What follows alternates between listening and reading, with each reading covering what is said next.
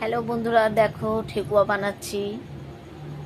মানে প্রায় শেষের দিকে ঠেকুয়া। আমরা সেই বসেছিলাম চাটা খেয়ে 7:30 নাগাদ, এখন রাত বাজে 1:30টার উপরে। তো এখনও বানাচ্ছি, প্রায় শেষ হয়ে গেছে। তো দেখো ঠেকুয়া ভাজা হচ্ছে, এই যে গামলা, এই যে বানাচ্ছি। তো প্রায় এখন শেষের দিকেই। তো সবাই ঘুমিয়ে পড়েছে, একমাত্র আমি জেগে আছি, আমি আর আমার বর।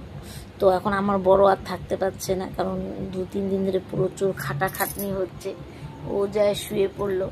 তো আমি ভাবলাম এইটুকুই যখন আছে লাস্ট, আমি বানিয়ে ফেলি, দেখছো।